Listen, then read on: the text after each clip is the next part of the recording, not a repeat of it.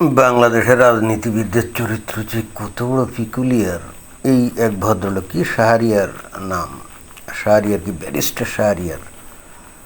তো বাংলাদেশের মানুষের জীবনমান কিভাবে উন্নত হবে, বাংলাদেশের অর্থনীতি ব্যবসা বাণিজ্য কীভাবে উন্নতি হতে পারে, এইসব নিয়ে কোনো কথাবার্তা নেই।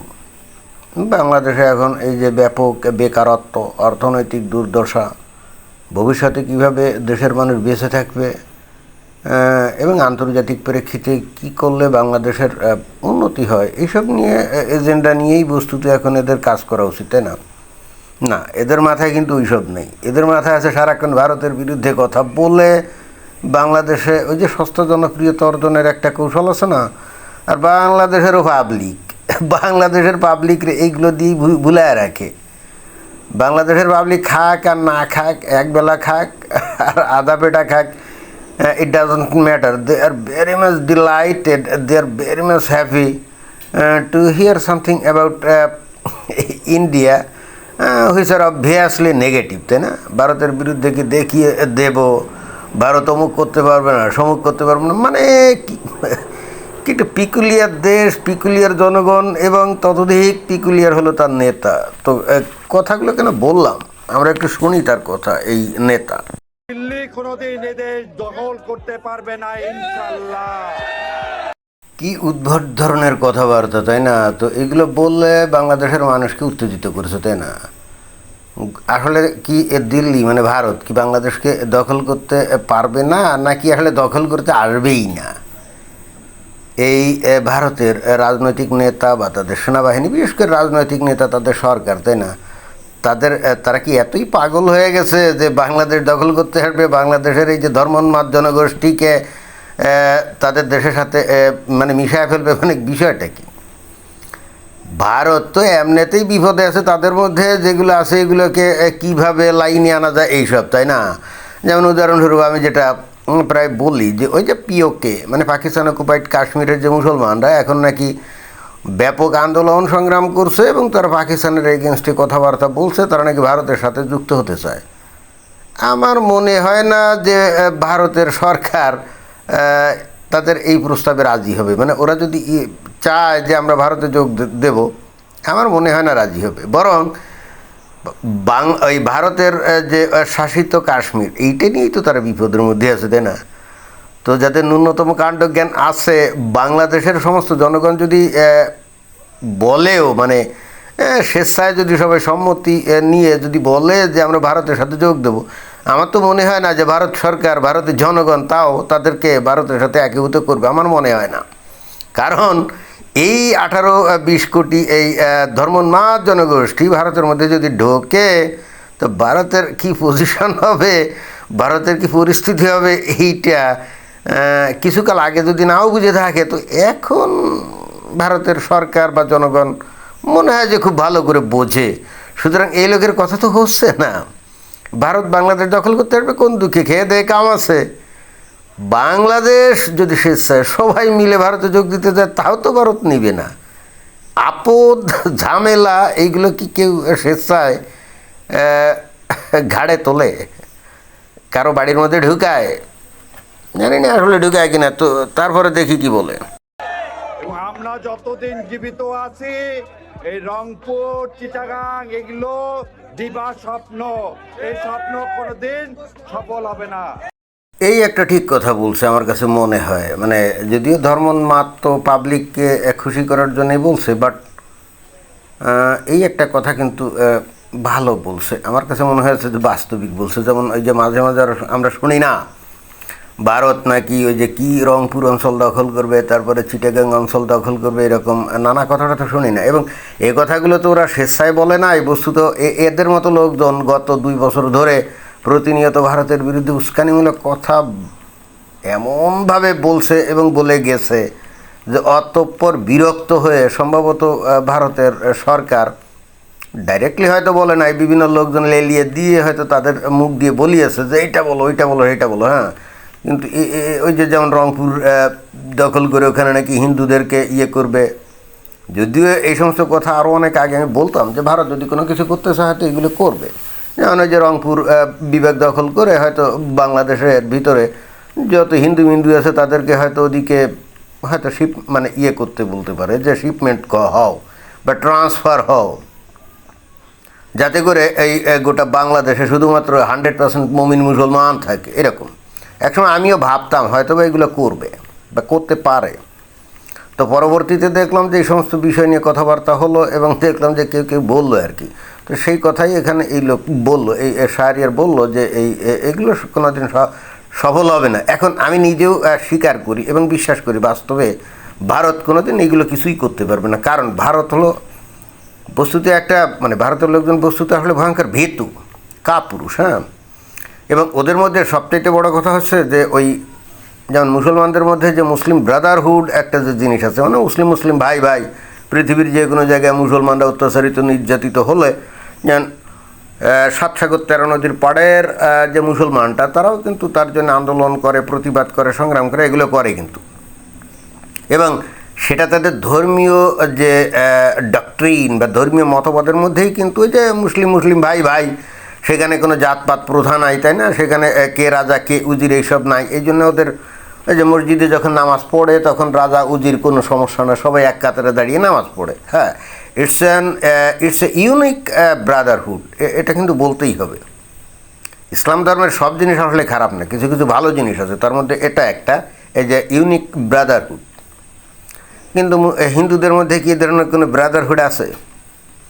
হিন্দুরা নিজেরাই তো যে ব্রাহ্মণ, ক্ষৈত্র, বৈশ্য, শূদ্র এই ধরনের নানা রকম ভাগে বিভক্ত, তাই না? এবং এর মধ্যেও আবার চণ্ডাল, তারপরে কি ম্যাথর, মুসি, কত নিম্ন ওই তফসিলি জাতি, হ্যান ত্যান, কতভাবে হিন্দুরা বিভক্ত, তাই না? এই যে 21 শতাব্দীতে এসেও সারা পৃথিবীর মানুষ এই যে ভারতকে নিয়ে উপহাস করে শুধুমাত্র এদের এই জাতপাত প্রথার কারণে। তারা এই কারণে উপহাস করে যে এরা তো একটা অসভ্য দেশ এবং অসভ্য জাতি, যেখানে জন্মের উপর ভিত্তি করে তারা তাদের বর্ণ, তাদের জাতি, তাদের ক্লাস নির্ধারণ করে। মানে পৃথিবীর কোথাও এই ধরনের ধ্যান ধারণা নাই। দুনিয়ার মানুষ সবাই এক হবে, তাই না? সবার মান মর্যাদা অধিকার এক হবে, তারপরে যার যার যোগ্যতা, মেধা ইত্যাদি ভিত্তিতে তার হাতে কেরিয়ার বিল্ড হবে, সামনের দিকে এগোবে। But by birth everybody is equal, right? অর্থাৎ ওই যে মুসলমানদের মধ্যে যেমন সব মুসলিম ভাই ভাই, তো এই ধরনের তো কোনো ভ্রাতৃত্ববোধ তো হিন্দুদের মধ্যে নাই। খোদ ভারতের মধ্যেই কোনো একটা গোষ্ঠীর হিন্দুরা যদি নির্যাতিত হয় কারো কর্তৃক, তখন অন্য হিন্দুদের হৃদয় কিন্তু কাঁদে না।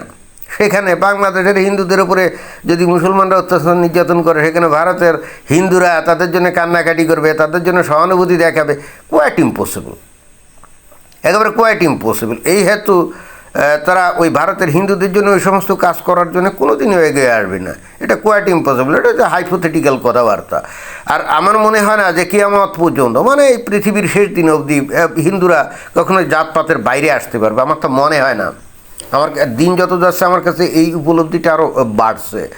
এরা আপনি যত কথাই বলেন, ওই যে মুখে মুখে উদার, হ্যান ত্যান, হাবি জাবি এসব বালসাল বলবে, কিন্তু বেসিক্যালি মনের ভিতরে তাদের সেই রক্ত, অস্থি, মজ্জা এগুলো এখনও মিশিয়ে আছে। এবং এইগুলো আপনারা দেখবেন মন্দিরে। আচ্ছা, মুসলমানদের মসজিদগুলোতে আপনারা দেখছেন যে সেখানে যে কেউ ভিতরে ঢুকতে পারে, কেউ তাকে বাধা দেয় না। বাট হিন্দুদের মন্দিরে আপনারা দেখছেন ওই দেখবেন যে নিঃস্ব সম্প্রদায়ের মানুষ ঢুকতে পারবে না, উচ্চ সম্প্রদায়ের মানুষ ঢুকবে, তাই না? অনেকে বলবে যে কেউ কি বিশুদ্ধ বা পাক পবিত্র, মানে ওদের কথা যে পবিত্র যদি না হয় সে ঢুকবে কেন? আরে বেটা, পবিত্র হলেও নিঃস্ব সম্প্রদায়ের মানুষদেরকে অনেক মন্দির আছে ভারতে ঢুকতে দেয় না। এগুলো আমি জানি না। তো এরা জীবনে কোনো দিন আসলে মানুষ হবে? এরা ভাবে কি, মানে ভারতের মধ্যে থাকে তো এরা ভাবে না জানে কি বিশাল পরাশক্তি হতে যাচ্ছে ভবিষ্যতে। আপনাদের সেই আশার গুড়ে বালি। আপনাদের মধ্যে মানুষে মানুষের যে বিভেদ করেন না, এইগুলো করে আপনারা হবেন পরাশক্তি, মানে পাগলের প্রলাপ আর কি। কোনো দিনে আপনারা সেটা হবেন না, আমি একেবারে লিখে দিতে পারি।